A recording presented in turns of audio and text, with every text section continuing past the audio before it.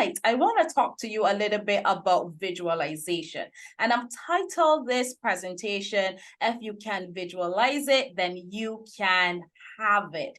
Now, let me start by saying I love to begin with a quote. And I took this quote directly from the Bible, and it is taken from Habakkuk 2, verse 2 to 3. And it says, "And the Lord answered me, write the vision, make it plain on tablets, so he may run who reads it.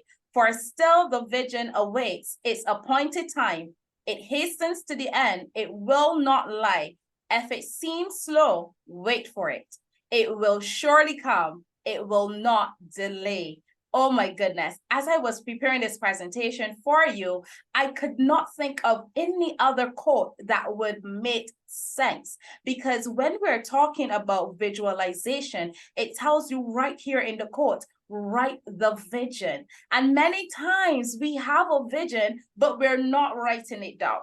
We're not writing anything down. We have everything in our heads. We have an idea of what we want to accomplish. We have, some sort of a vision in our mind, but it's so muffled. It's not clear. There's no clarity because we have not written it down. And as you look here, this quote is telling us, if you write the vision down, that individual who comes behind you is able to take the vision and run with it. Why are they able to run with it? Because it has clarity, it is clear. And then it also talks about whether it is, whether you have to wait, just wait. And listen to me, I know the process. I know everybody hates the process. That's me. I hate to go through the process because we want it and we want it to happen right now. We don't want to wait. We want to be able to say, this is what we want. And immediately we want to be able to get those results. But there's something so beautiful about the process. There's something so unexplainable about the process because so many things can happen in the process when you allow it to take its course. Now, I'll share just a little sneak peek of what I'm about to get into as we talk about the power of visualization. And if you can visualize it, you can have it. But let's go back a bit because I want to make this very personal. I really want, you've heard my bio, you just heard a little bit about who I am and what I do, but let me tell you a little bit about me and who I am. Now, I consider myself the midwife, and for tonight, you've now entered into the labor ward, and you're in the labor room, and by the end of this presentation, it is my hope that I have induced labor to cause you to give birth to whatever you are already carrying. And if you've already given birth, I am here to help you bring that baby into full development stage. So let's talk about where it all started. On your screen, you're seeing a photograph of me and a baby. So I'm the beautiful one right there in the red, and there's another beautiful one there. She's in the white, and that's my little sister. So here's where it started for us. Back in 1995, I remembered I was just asking my mom continuously, I want to have a sister. I want to have a sister. And I kept asking and asking for a sister. I didn't really understand what that meant. I just wanted to have someone to play with. I wanted to have company because I was the first child born to both my mom and my dad. So here I am, and I'm asking them, I want to have a sister. I want to have a sister. No, I did not understand that in that moment, what I was beginning to do was part of visualization. Now, let me explain that to you, because I began to tell people I'm having a baby sister. That's even before my mom became pregnant. I began to prepare for my baby sister. That's even before I knew that she was pregnant. Now, I'm only 4 years old at this point. I don't understand what is going on. I don't know the terminology for it. I just know that I want to have a baby sister. And I begin to visualize the things that we'll be able to do together, how we're going to be able to color together, we'll be able to run around together and play together. All these different concepts were happening in my mind, but nobody told me, because I was so young, that that was me activating the power of visualization. Now, here's another thing about me, because I grew up in a very dysfunctional home. And I know most of us, we can relate, right? Because majority of our families are dysfunctional at some point. You can see that. But in my growing up stage, as I saw my mom and my grandmother, they never got along in the way that they should have. I always saw them arguing with each other. I saw them not being able to, to be together like what I was seeing on the television. I didn't see that type of love resonating with them. I saw my dad, he cheated on my mom, repeatedly for 13 years, and she stayed with him, not because she had low self-esteem or anything, but she thought by staying with him, she could keep the family together, because of course she wanted to have a family unit. But I didn't quite understand why this was happening. Every time around me, I'm always seeing some type of argument is happening. I'm hearing expletives being spoken between the family members around me. We shared a home with only 3 bedrooms, and 9 of us was in that home, and we were very close to the poverty line. Let me tell you, in many nights I can recall, I went to bed with no light. There was no light because my mother had to decide whether she's going to pay the light bill, the water bill, or put food on the table. And of course, the food won. So I saw those things happening all the time. Here's what I did. When those things began to happen, I started to visualize. No, I did not know that that was the terminology for it. I began to reimagine my reality. I used television to escape. And through that process, what I did was I sat before the television and I began to watch these movies and series that were playing. And I began to just imagine myself being able to do these things that I saw the characters doing. Not at one point did I see to myself, I thought to myself, Kamisha, this is not really reality. I saw on movies, families were coming together. I saw families having reunions. I saw them with their lifestyles. I saw them being financially stable. I saw them living in houses that were huge. I saw them being able to eat and go places and do things that they wanted to do. I never saw any form of struggle. Nothing like that I saw in the video. So to me, at such a young age, I told myself this is possible because I'm seeing it here on television. So I began to escape.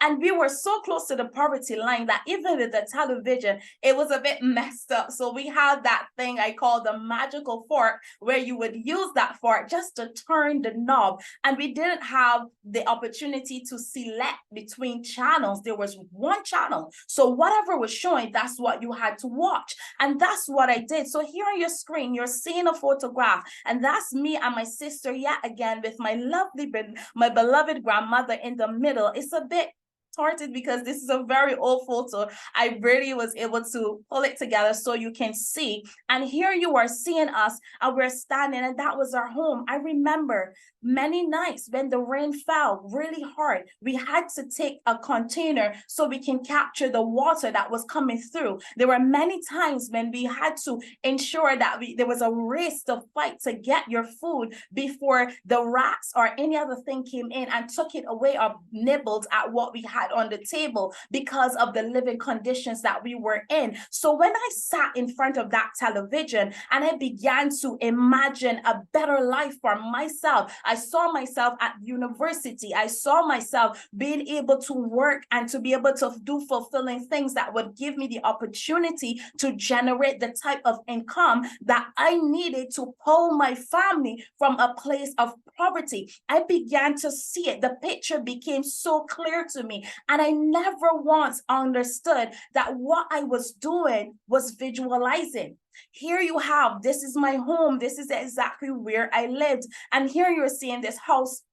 And this is the newest, how it was a bit improved because it was not always like this. And this is exactly where I lived. And every day I remember in our community, sometimes there will be fights, sometimes there will be arguments between various persons from around us. So I was in this toxic place, and I remember very vividly. I remember one day I was sitting at my dining table, and if you go back to the photo right behind, we had had two fridges. One of them worked and the other one did not work, right? So the one behind, that's where we had our dining table. I remember I sat at that dining table on that day, and I was coloring with a friend that my mom was babysitting at the time. And while that was happening, my mom was in the kitchen preparing something for us to eat. While sitting at that dining table, I heard a commotion coming from the next room, which is the kitchen, just centimeters away from us, because again, the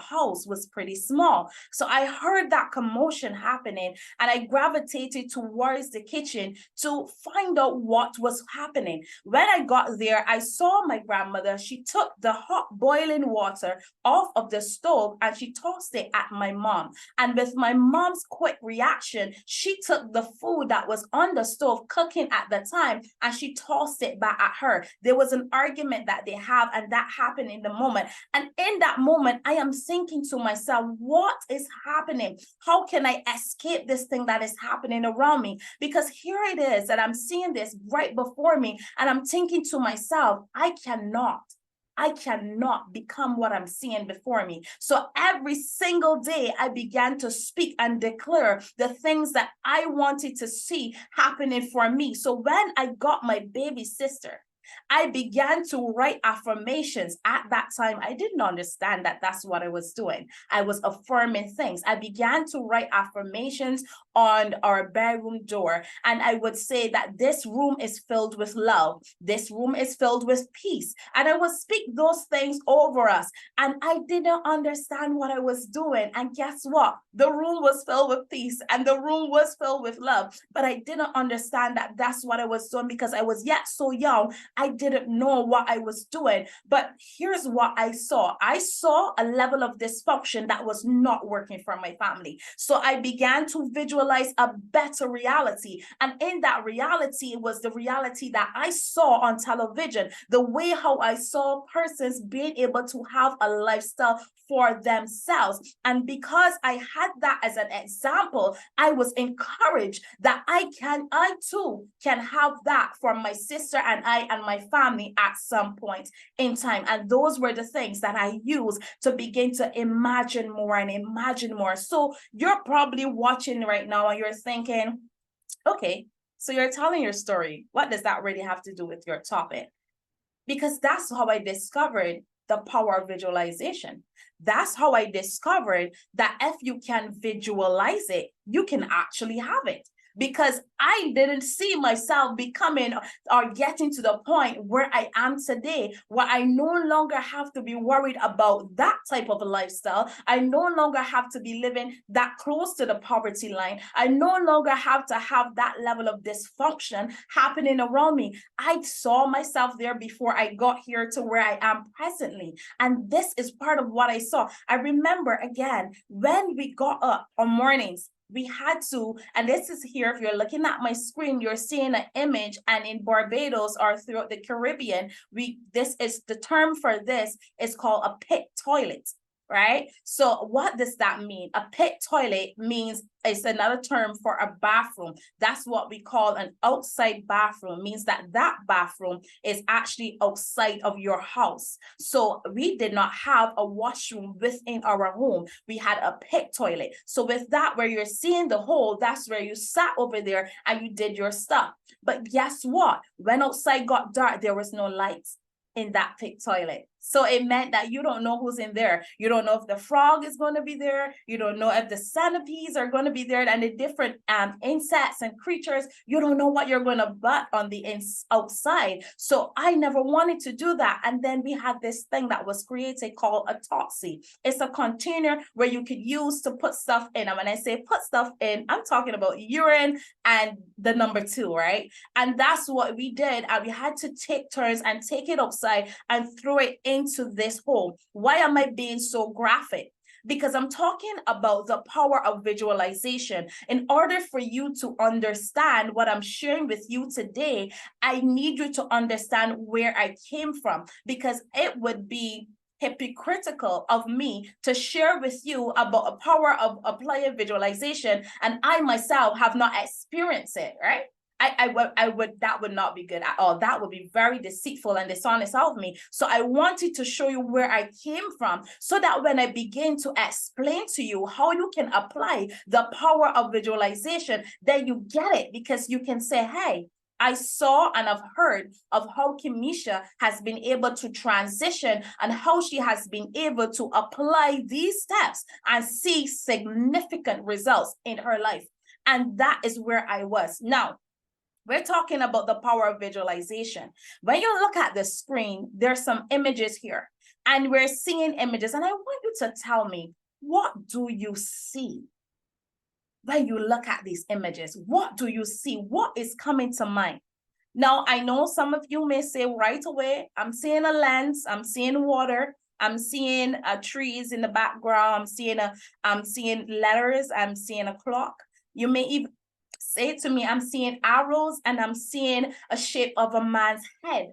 You're seeing different things. And I want to say to you, whatever it is that you are seeing, you are absolutely correct. Why? Because when we talk about the power of visualization, it starts with you. You are the one that is in control of what you see. So when you get a vision, and that vision might be for your family, that vision might be for your business, that vision might be for your health. That vision is given to you because the assignment belongs to you. So whatever you see, you are now the steward over that vision. It is your responsibility to make that vision clear. Now, how do you make that vision clear? You begin to apply the 5 senses. So what is that? The 5 senses you want to apply, begin to hear, see, smell, feel. You want to be able to apply those senses into your vision. Now, how is that possible? Now, I just shared my story with you of how I began to visualize a better life for myself, how I saw myself outside of that poverty line where I was residing, outside of that level of dysfunction, and being able to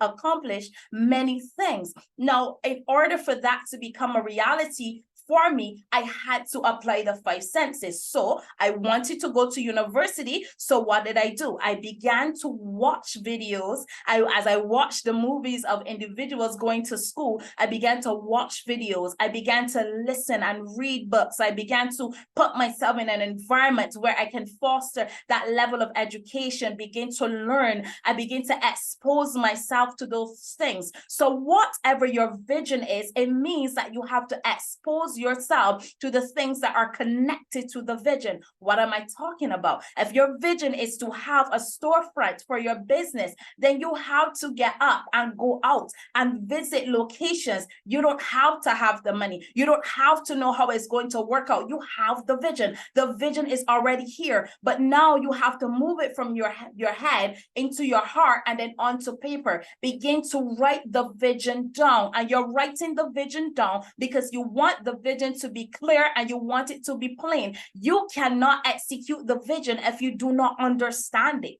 If you don't understand the vision, then who can understand it for you? Because it was given to you. So you begin to do that. When you go out there and you visit those places, if your vision is for a home for your family, you begin to call up that real estate agent and you go and you pursue those homes. You don't have to have the money because you have the vision. You begin to write the vision down. You're creating a vision environment. You're planting those photos all around you. I want you to create not just a vision board, because I know that's the thing now and everybody's familiar with it, and that's all right. You can do a vision board, but I want you to go a bit further than just creating a vision board. I want you to begin to place those pictures throughout your home and create a vision environment. I want you to have the pictures of everything that you have visualized for yourself, for your family, for your business, whatever it is that you are seeing in your head, that image that you're seeing. I want you to begin to translate that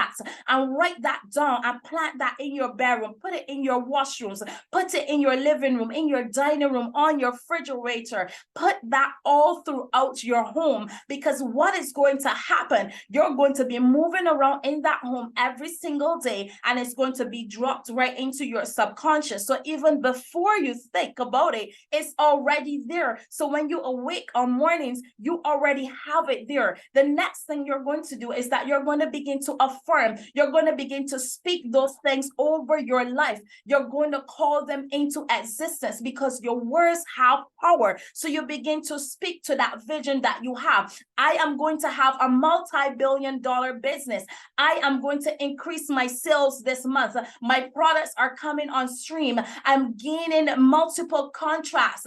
I'm doing great and mighty works because I have the vision that God has given to me. You begin to speak those things as though they were until they become. That's the power of visualization. And then you begin to feel, touch, and see it. And when you close your eyes, you must be able to feel that and taste that thing actually happening for you because it is a reality. But let me tell you, there are some things that will block and will try to hinder your vision. So you have to be aware. What are those, Kamisha?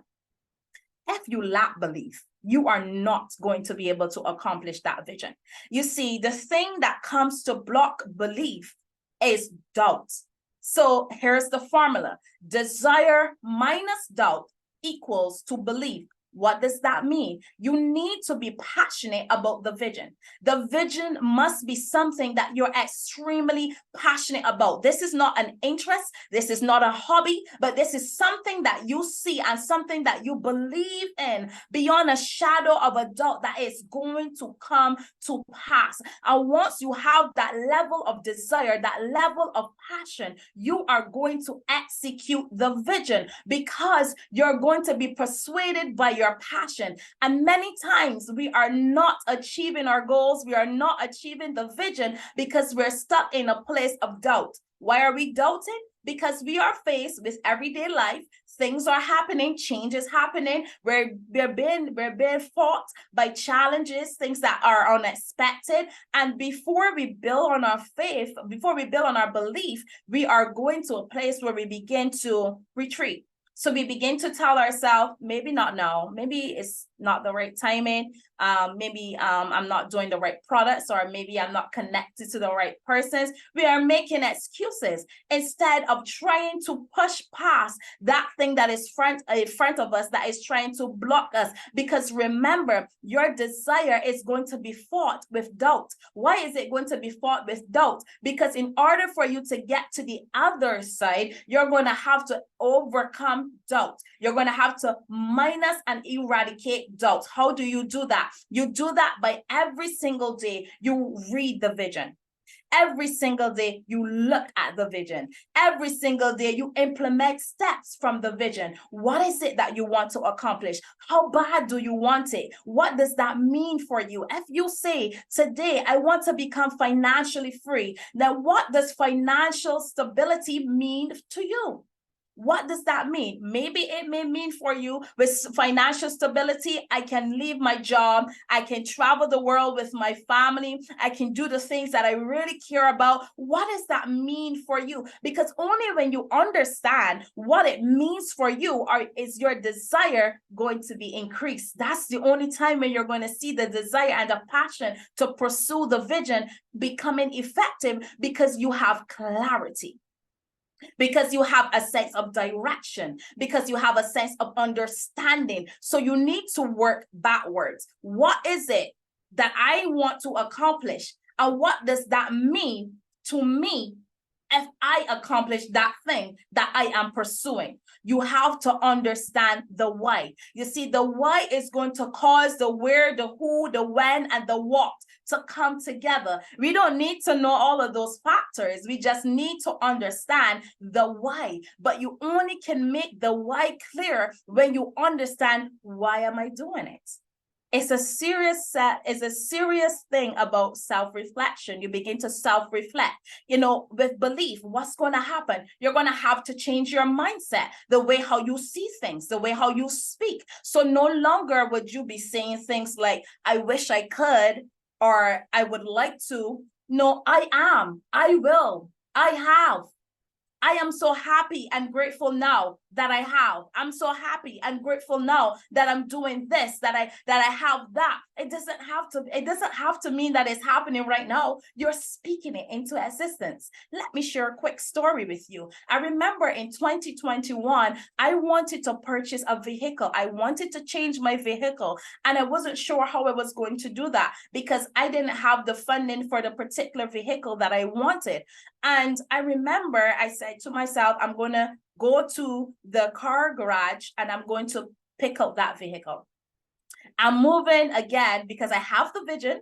I have it written down. I have it all over the home. I'm seeing it every day. So I am passionate about this. I desire it. I understand it. I know why I want it. I know what this vehicle is going to mean for me and what it will mean for my family. So I am clear on the vision that I have. But I got to the car dealership, and when I got there, I saw the vehicle and the agent, he told me the price, and immediately in my mind, I wanted to run out of that place because the price was almost $100,000.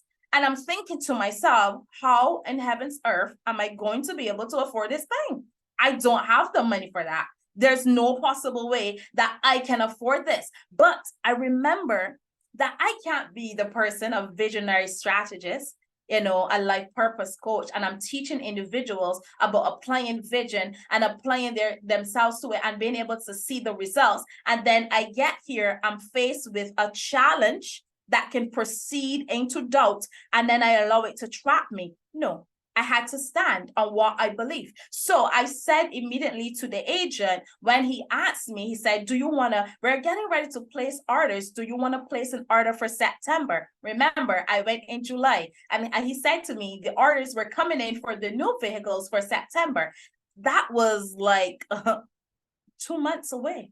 Where am I going to get the money from? $100,000. Now, here's the thing. When I went there, I knew I didn't have any money to purchase any vehicle because I didn't have any money. But again, I am going to interact with my vision. I'm going to feel, touch, hear, see, and smell.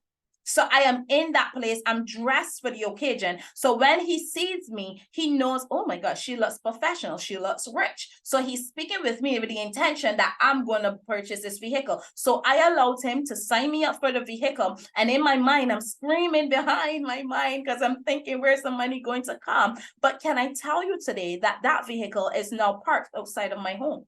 That vehicle is parked outside of my home. I applied the vision. I made sure that it was plain. I wrote it down. I made sure that I had it in a photographic image so I can see it every day. And then here's the thing for me as a believer that made it even greater and made it even more successful. And I believe this is what brought it in. I prayed over it. And that brought me the success that I was able to walk away and have that vehicle, because I know with God, all things are possible. And listen, if you are applying that level of belief, your mind can conceive it and your heart can believe it, then you can absolutely achieve it. And that's what Napoleon has said in his book. You can achieve it, but it has to be a connection between your heart and your mind. It has to move from here, because when you get the vision and God begins to interpret the vision to you, you can't interpret the vision to anyone else if he doesn't understand it, if it's not plain to you. And then here's another thing that comes. You have to put your faith to the test. Why do you have to put your faith to the test? Because with your belief, faith is going to be the thing that is going to help girdle that belief.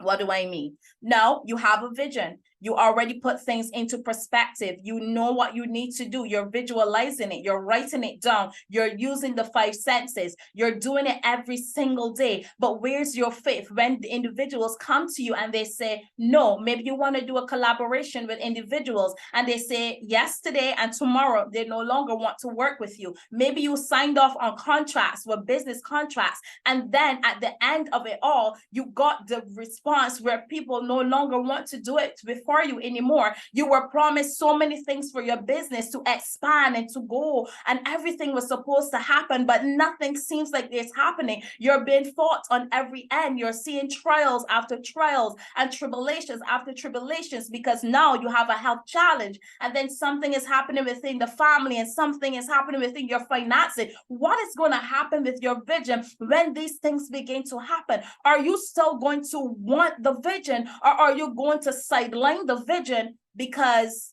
I'm being fought? you're going to be fought because you have to apply faith.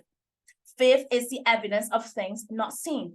So you now have to begin to apply it. So what's going to happen when you apply your faith? You're going to begin to expand. The capacity will begin to expand. Why is it going to expand? Because with your faith, it's going to build capacity. You need the capacity. That's why you're being tested. Because if you have a rubber band and you stretch that rubber band, it will never, ever go back to the same size again. Why? Because it has no stretch to capacity. But guess what? If you use that same rubber band and you begin to wrap something with it, before it was only able to wrap one time. But now you find that with the same rubber band, you can wrap that thing 2 or 3 or 4 times because it has reached a capacity. And that's what your faith is going to do. It's going to cause you to stretch, If you go to the gym and you're exercising, you're going to find that your muscles are going to be sore on the next day. Why? Because you're building resilience. When you go back to the gym on the next day, that soreness that you felt before is not going to be as sore as it was on the first day. You find every day as you continue to go and you're working and you're building resilience, that the pain that you felt at the beginning no longer exists. Why? Because you have built the capacity, and that's what is needed for your vision. Too many times we are aborting the vision. Too many times we are not bringing that vision into reality or making it fruitful because we have gotten to a place where we have run away because of fear. We begin to fear the unknown. We begin to fear the timing. We begin to fear so many things. We have a level of anxiety. We have trust issues. There's so many different challenges that are happening that is fighting the vision. But again, you have to decide, how bad do you want it? How bad do you want this thing to come to pass? And where do you see yourself when you get that vision, when that vision is accomplished? What would that mean for you? What would that mean for your family? Because here's the thing, the poorest man in the world is a man with no dreams. And a person of hope is a person who is still alive. Is that you today? Are you still alive? Do you still have a dream? Are you still able to visualize? And can you write that vision down? Is it clear in your mind? Do you understand what it means to accomplish the vision that you have for your business, for your family, for your future? Do you understand what you have in your hands? You see, the most frustrating man on earth is one that has a dream but doesn't have a reality. It cannot become a reality. Why? Because it's all caught in the mind. It's not moving from the mind to the heart and then onto the paper where you can run with it. That's what vision means. That's what it means. That's what I was able to do. I had it in my mind because I began to imagine it from the age of 4 years old. I began to imagine it. I want a better family. I want a family with peace and love. I don't want to have that level of dysfunction happening around me continuously. I want that to change. So I visualized that. I had that in my mind. And then I moved it from my mind to my heart. I began to feel that. What would it mean to be able to come together as a family, to say to each other, I love you? What would it mean to not have to worry or try to figure out which bill I have to pay today so that I can survive? What would that mean? So when I started to put those things into perspective, I was able to walk out that reality. I was able to be the second person in my family to go to university, the first person in my family to publish books, the first person in my family to start a business where I am impacting millions of women worldwide, the first person in my family to start a magazine that reached over 20 million viewers and is seen on airlines and seen on cruise ships and hotels and institutions and is seen globally. I became the first person to make such an impact. No, I'm not here today to boast about the things that I have accomplished, but I'm here today to inspire you. I'm here today to motivate you about the power of your vision, because your vision means something. And it's not just for you, it's for the person on the other side. It's for the person on the receiving end, the person who is watching you, the person who is going to be able to gain from what you're able to produce. So if you do not give birth today, then what you are doing is that you're not only denying yourself from accomplishing your vision, but you're denying a complete generation. You are hindering others from being able to execute and achieve. Do you want that burden on your shoulder today? Do you want to carry that burden because you are afraid to apply the faith and the belief? You see, one of the reasons why the vision is not coming to pass is because there's a lack of passion and there's no drive to push the vision. Where is the drive? Where is the passion? Where is that? We have to move away from a place where there's just an interest. Your vision is not a hobby. It's not something that just happens. It's something that you get to do. And why do you get to do it? Because you've been elected, you've been selected, and you've been chosen for such a time as this. But you need to decide today, I deserve this. I am the woman for the job. I am the man for the job. I have been called. You have to decide today. It's all right if I don't get it right away. It's all right if I make mistakes. It's all right if it's not perfect in the beginning, because don't do it, wait. Do it tarries, wait for it. And it will surely come to pass, because destiny demands diligence. What does that mean? That it will take internal motivation to manifest an external dream. So you have to be continuously motivating yourself. And how do you do that? Write the vision down, make it plain, create a vision environment. Have the photographs around you. Speak it every single day.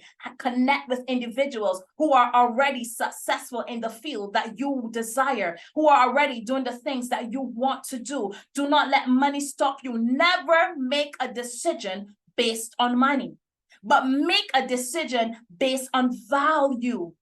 Because if you make a decision based on money, you will always lose. But you make that decision based on value, and every time you will absolutely, beyond a shadow of a doubt, you will absolutely win. And final thing that I want to say, because I don't want to go over my time, I want to respect my time here with you, is that in order for your business to thrive, that you are the person that is in charge. You need to become the you that you are called to be. What does that mean? Not the person that you're seeing in the mirror, because the person that you're seeing in the mirror, that's just the external person. You need to fix it now. Where? In the mindset. The way how you view yourself, how you see yourself. Don't look at yourself in the mirror and just see the reflection, but see the thing that you have been called to become. And that takes a lot of work. Trust me, it does. It takes a lot of work. But guess what? You are the person for the job. You have been called. You have been selected. You have been positioned for this. So though it tarries, wait for it. No longer are we going to block ourselves because we are worried or we're comparing with the process. Stop looking at everyone else. It does not matter if Susan or Suzette is having a grand time with her business and her business is doing this and doing that, and you're here stuck and you started years before. It does not matter, because Susan or Suzette has been called for a different demographic. You have a different set of individuals that you've been called to. You know how to identify what you've been called to and pursue it with intent. Pursue it with intent and make sure that passion is involved. And once you have those things, I'm telling you, beyond a shadow of a doubt, you are going to succeed. The vision will come to pass, because for me, that's what I did with my situation. They told me no. They told me it was not possible. Being able to go to college, they said that I will never get in. You will never make it because of the family that you came from. They said because of the level of dysfunction that I was around, that I would never make an impact. I had a teacher that told me before I turned 16 and I would have a child. Can I tell you, I don't have any children as yet. I know, and I'm doing pretty well for myself, but you don't allow individuals to speak things over you. Don't allow individuals to hinder your progress because you yourself are still trying to figure out who you are. So once you know who you are and what you've been called to, the vision is much easier to be accomplished. So today, I want you to be encouraged, no matter where you are. I want you to remember these 3 powerful steps, and that is to make sure that you utilize the power of visualization. You need to have a level of belief, and you need to have the power of faith. When you combine these things together, you are unstoppable at accomplishing the vision. It doesn't matter what that vision is. It is possible once you are able to apply it. And how can you apply it? You have to understand it. You need clarity. So make sure whatever that vision is that you are in pursuit of, write it down. Make sure you are clear on what it is and go execute, and make sure that you do it because you are capable of so much more. So I really want to thank you guys today for having me. It's such a privilege and an honor to share with you today. I hope that something that I said has resonated in your hearts today. And when you leave here today, that you are about to pursue that vision with so much intent and accomplish the thing that you have been called for. Thank you so much for having me.